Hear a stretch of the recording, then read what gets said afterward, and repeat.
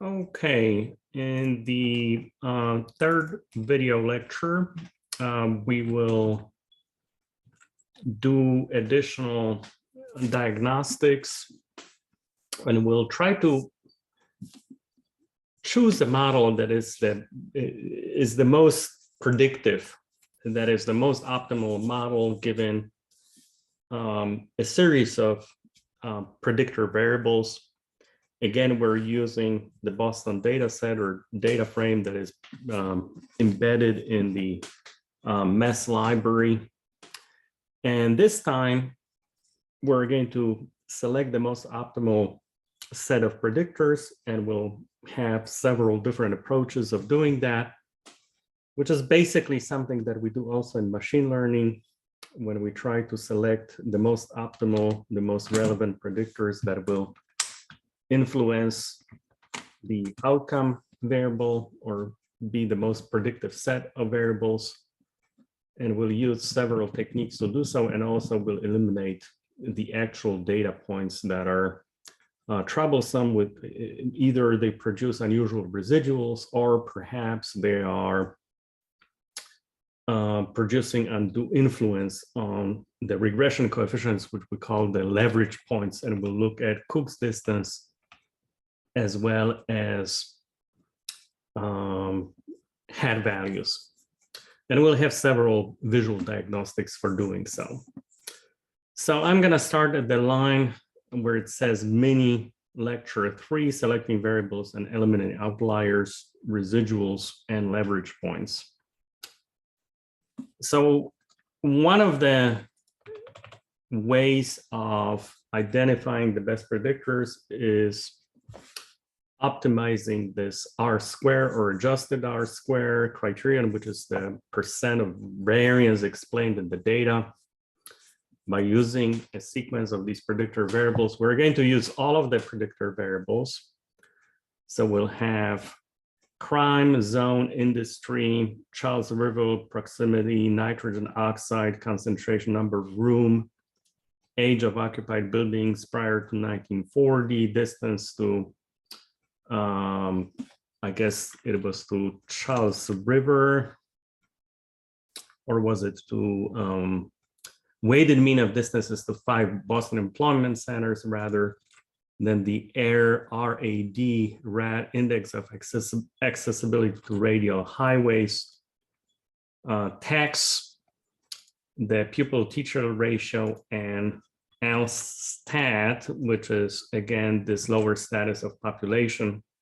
So we're using all of the variables in the data set, and we're trying to optimize the adjusted R-square. So which selection of these variables is going to be the best in terms of, you know, the R-square criterion. That's not the only criterion that we can apply, but that's the one that you know, a lot of folks are going to use in terms of optimizing the model. So in order to do so, we'll use a so-called LEAPS package. So we'll require LEAPS, and that's provided that we already have the LEAPS library installed.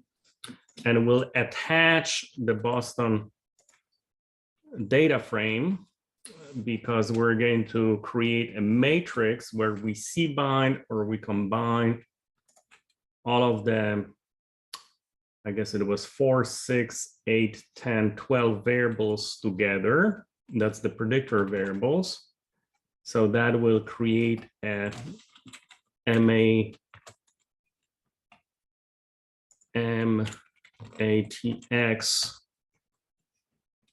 matrix of all of the variables that we created.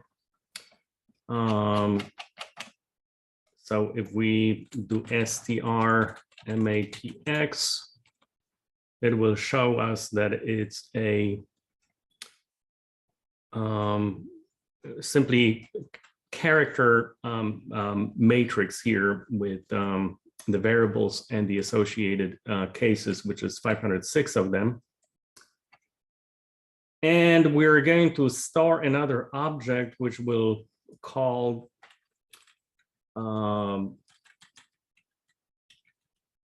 m adjusted r square dot leaps, and we'll run the leaps function through that matrix using the median value of the house as the dependent variable. And we're gonna select the best optimal set based on the criterion of r squared. So if we execute that line, the function already ran through the most optimal set of predictors. And these are the 12 different r squared that we obtained based on various presence or absence of these variables. So basically we have the 12 different variables, and different sequences have been tested that optimize the r square.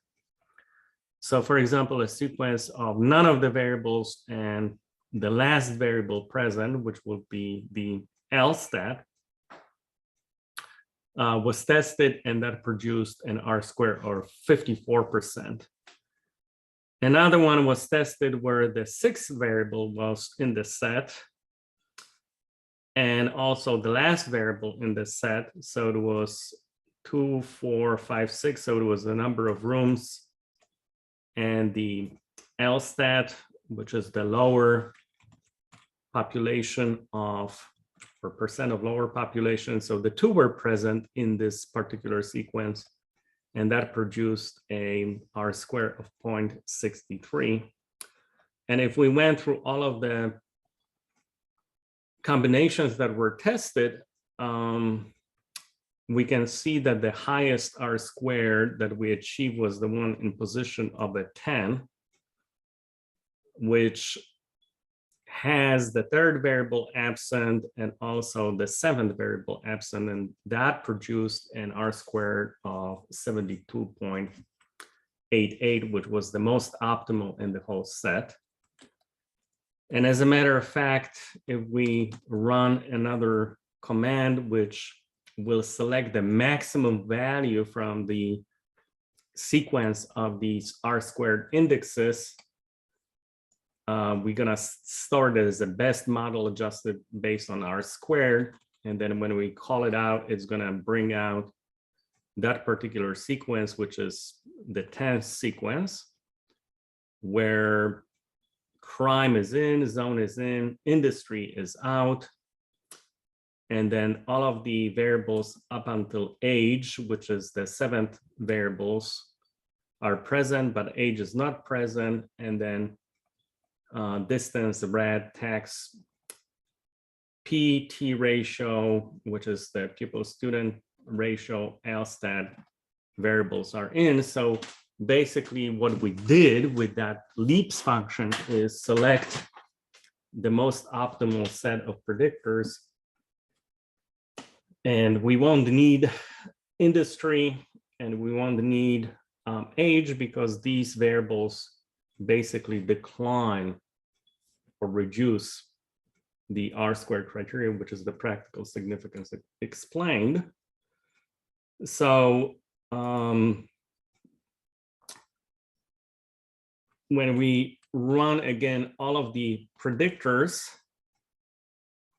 and also request the type 1 ANOVA, that will give us a little bit different indication, because it's saying that the nitrogen oxide concentration and also the red, which was the index of accessibility to radial highways, are the ones that are not statistically significant, but statistical significance does not correspond to practical significance. So a standard ANOVA table, or calling the summary statistics, is not going to be the best indicator in terms of what is the set that optimizes the variance in the dependent variable or the outcome variable. Now, a better function for that purpose is actually ANOVA 2 table. So ANOVA type 2 table, which is a little bit different test than the significance, because that's the one that is testing a model which includes all of the variables, and then a model that includes all of variables but a given variable that we're looking at, and is comparing whether inclusion of that variable is statistically significant, relevant to not including the variable, but including all of the others, but that particular variable that is being examined. And the type 2 tests, ANOVA type 2 tests, which are very popular in addition to type 1 ANOVA variance tests, suggests basically the same conclusion or the same outcome is reached. And we can see that the industry, if I do include it versus not include it in the model, but I include all of the other variables, is not contributing statistically significantly to the model. And likewise, the same is true about the age variable. So both the LEAPS procedure as well as ANOVA 2 analysis of variance type 2 confirm that these are the ones from a practical predictability standpoint are variables that are not the best to be included in the model, and they don't add any value in terms of R-squared or don't improve the model if I include the variable or don't include it versus the inclusion of all of the other predictors but that particular variable. So two ways of arriving at the same conclusion and verifying that these two particular variables are not needed.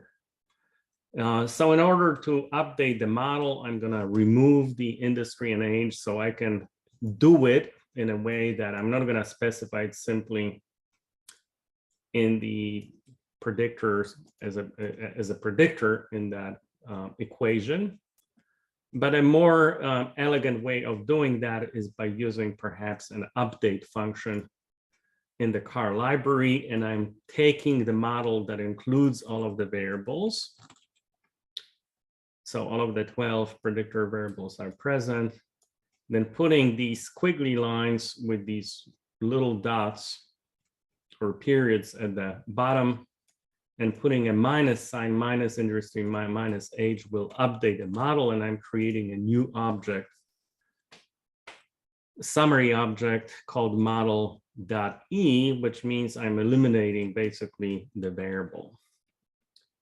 Another way of verifying basically or figuring out what is the most optimal set of predictors would be by using either a forward, backward, or so-called stepwise selection process of predictor variables in a regression model.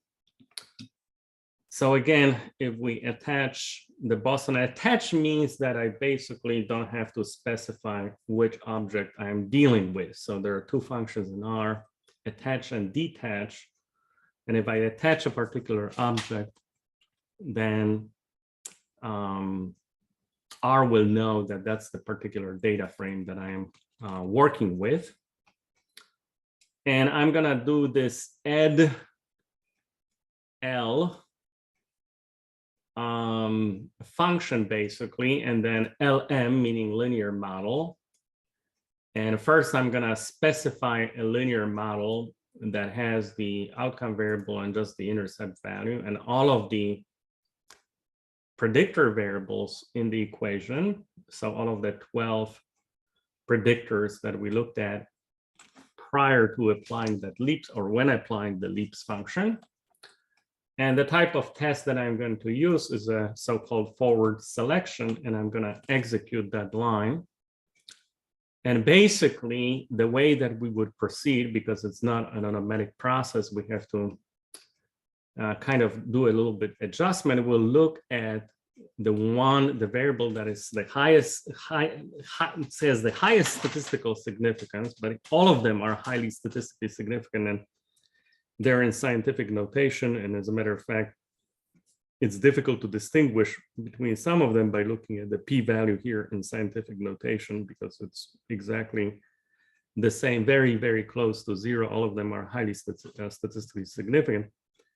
So the best way to determine which variable to basically remove from the process is by looking at the highest F value, because we know that the highest F value will be associated with also the smallest probability value in there. And the one that has the highest F value is the L stat. So it's much easier to examine the F values here. And as a matter of fact, I'm going to run a model that will exclude. So each time that I am taking the variable out, so I'm doing a forward elimination, I'm not going to use the LSTAT, the lower, the statistics pertaining to low income population. And basically we run the model, and it's saying the one that being tested is the one is testing all of the variables by the LSTAT statistic. And now looking at the F value, the next one in line is the number of rooms. And that's precisely what we're doing here in the third line. We're including in the parentheses the number of rooms and running the regression with all of the variables but the number of rooms.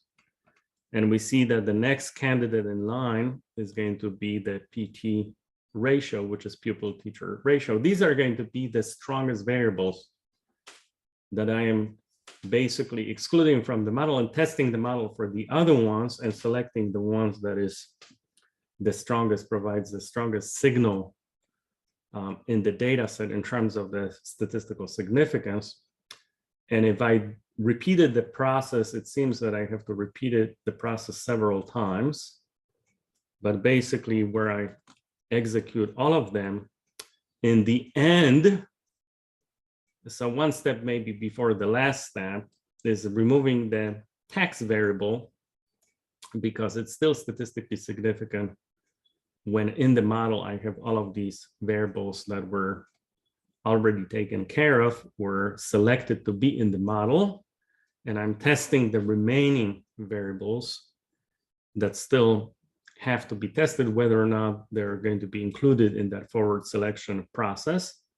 And I have a statistically significant variable tax, so that's a candidate of the one that is going to be selected in the model. And the remaining two variables is industry and age. And when I execute the last command, which is I have all of the variables that have been selected in the forward selection method, except industry and age. And when I test which one to include next, whether it's going to be industry or age, both of them are not statistically significant, meaning they're not candidate for a forward selection. So we essentially arrived at the same solution by using the forward selection as we did with the LEAPS library, and also or applying the LEAPS function, and also using the ANOVA 2 table in order to judge, which variables could be potentially eliminated. Now, backward selection, we're gonna do the opposite. We're gonna be dropping a variable instead of adding the variable to the model and preserving the variable, selecting the variables that we want to have in the model. We're going to be dropping them from the model. And here we're going to go to the one that has the lowest p-value. So it's the opposite to what we were doing in the forward selection process. And the one that we're going to drop is going to be industry, because that's the one that does not have, has the lowest associated F value and also the highest p-value. So my next line in syntax is going to have all of the variables but industry. And when I do so, the very next candidate is going to be age, because age is going to be statistically not significant and is going to have the lowest. So we're removing basically the variables that are not statistically significant iteratively. Yeah, so testing each model at each stage. So my next syntax is going to omit the industry variable and also the age variable. And when then I run my last line, we can see that all of the remaining variables are statistically significant, meaning that there are no other candidates remaining for backward elimination. Now, if we want to do it sequentially by testing the forward selection process and the backward selection process in a stepwise elimination, then we can specify that we're using direction both. And the beauty of that particular procedure is that we don't have to go line by line by adding or dropping variables. So we're adding the variables to the model in forward selection, and we're dropping the variables from the model in the backward selection line by line. We can see that all of the steps were conducted for us in the R window, and the most optimal level is the one that includes all of the variables except age and industry. These are the ones associated with the lowest sum of squares in that stepwise elimination process. So again, in the forward selection, we're selecting the candidates that are the most salient, the most predictive. They have the lowest p-value or the highest f-value. And one by one, we're adding them to the model and see if there's anything that remains until we reach the final stage where none of the remaining variables are significant in the model.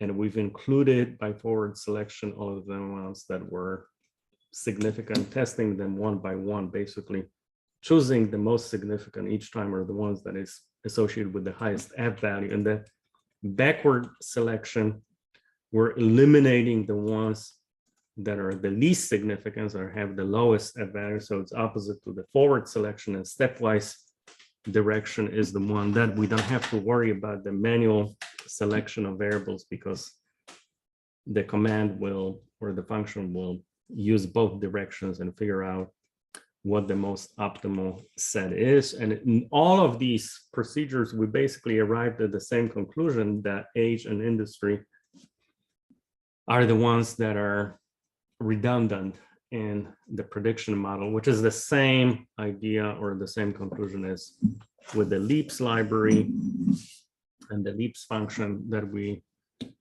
checked that before, and also with the ANOVA2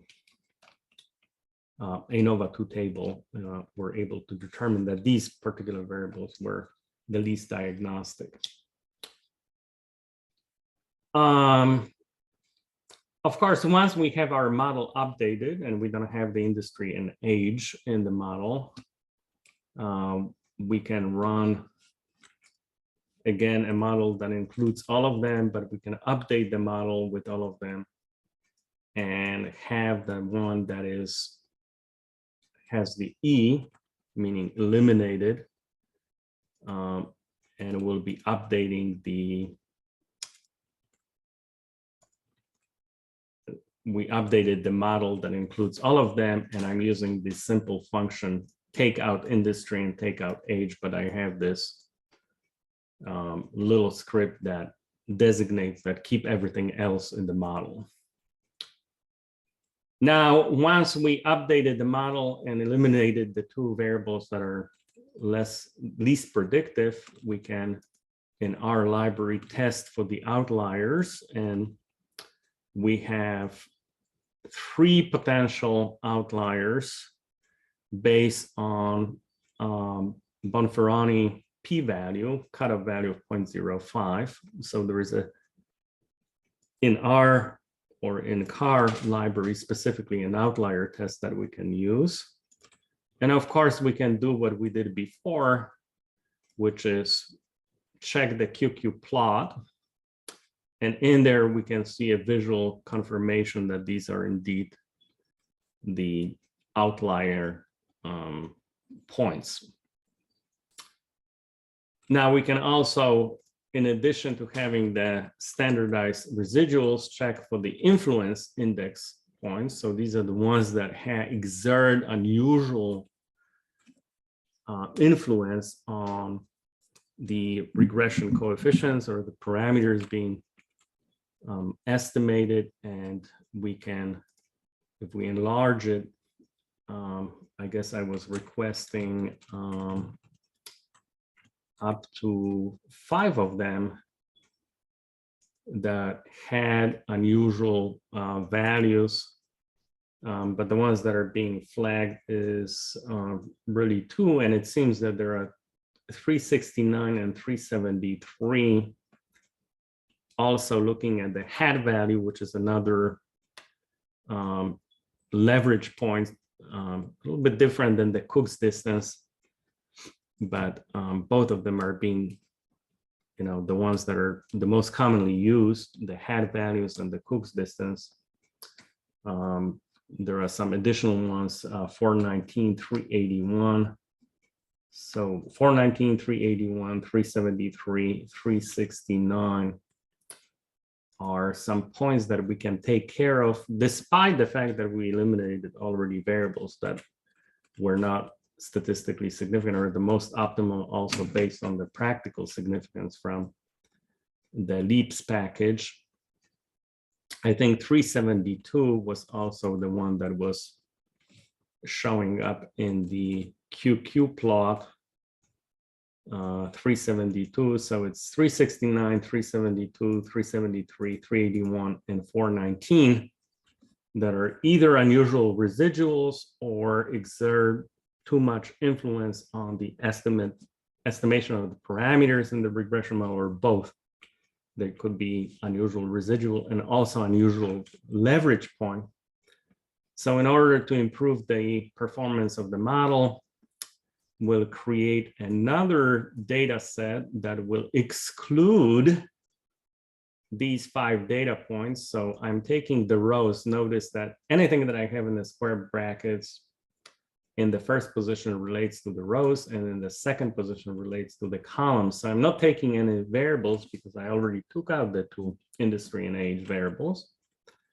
But I'm going to take unusual observations, 5 of them for now, and I'm going to create a database or a data frame that will not include, because I'm C-binding these observations, but I'm putting a minus sign in front of them. And if I execute that, then I created another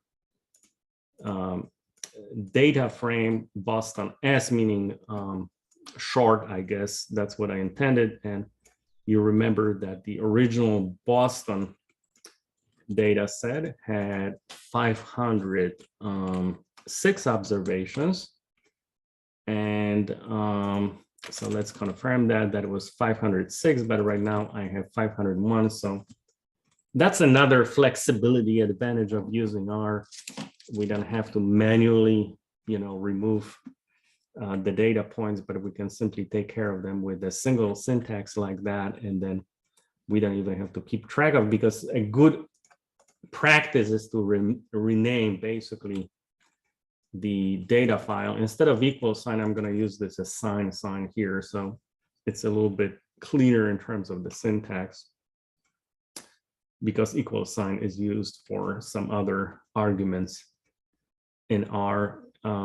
So instead of that, I'm just going to use this assign. And then I'm going to run 2 models, one model E that includes all variables except the industry and age, using the Boston data set, but I'm going to use also a model that excludes these specific 5 data points, with the idea of comparing the coefficients.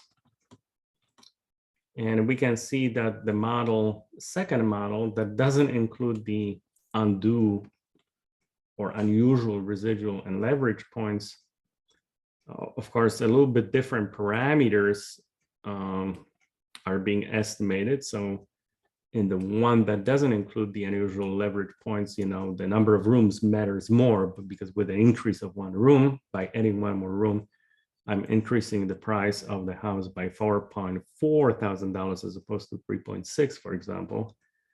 So the parameters are slightly different, and that's another advantage of R, that I can directly compare the parameters, but we'll notice that the standard errors of estimating these parameters are slightly lower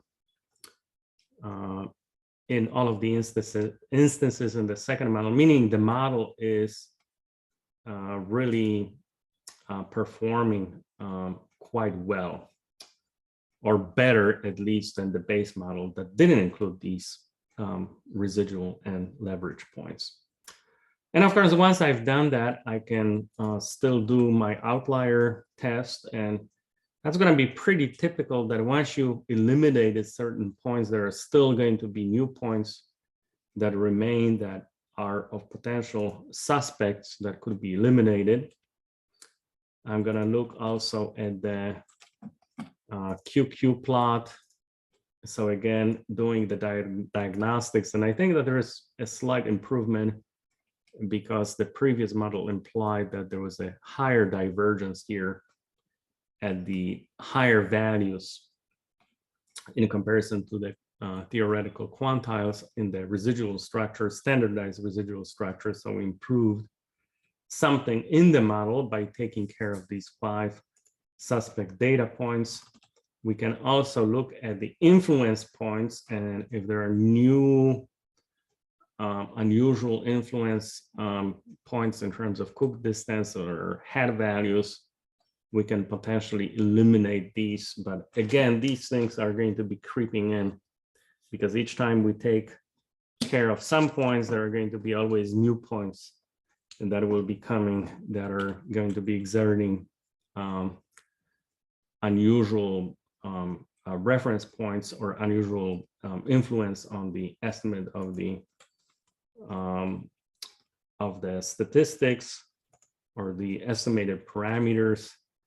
This is the one that has head values and Cook distances at the same time, slightly different command called residual plots instead of influence index plots. So again, that confirms that 0.411 and 406, not necessarily bad in terms of Cook distance, like Cook distance 366 is worse, but the head values are higher. So indeed, Cook distance 366, 370. If we look at the other plot, 366, 370, 371 in terms of Cook distance. So these would be the data points here that we can potentially take care of. And finally, we can look at the residual plots. And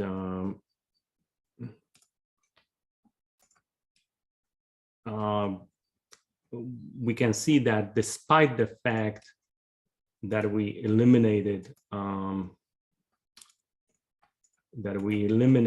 the oops, and it's really messing up right now, so perhaps we're gonna close it again, execute it again, and click. So some of them to confirm that they're working, what we have to do is once we execute the command, and I guess it stopped working for us right now. Sometimes these graphing consoles get hung up. For why it's happening right now, maybe let's try it again. Anyhow, it seems that the graphical library or console is not cooperating right now. I probably have to restart the R program, but basically we saw that the number of rooms and the LSTAT statistics are still not performing very well, despite the fact that we took care of a lot of these residual points already in the model. So we'll have to do something different with respect to the rooms and this lower status population parameter. And that's what the next lecture will be, mini lecture will be about, is about transformations of these variables. So what we've done basically is selected the most optimal set of the predictor variables from a practical significance standpoint by using the LEAPS library and using the R-square criterion as the selection criterion for the optimal model. We eliminated 2 variables, industry and age. Then we applied the forward, backward, and stepwise regression selection methods for selecting the most optimal variables by using the statistical significance of these variables, of how these basically how these variables perform relative to others that are either included or excluded from the model. And then finally, we took care of some unusual observations that either produce unusual residual structure, have high residuals, or a difference between the fitted and the actual data points, or points that were unusual with respect to leverage, so exerting unusual influence on the regression parameters. So in the next one, we'll look at data transformation, because we still have to take care of the nonlinear relationship that we saw in terms of the number of rooms and in terms of the lower population, percentage of lower population variable. Thank you for your attention.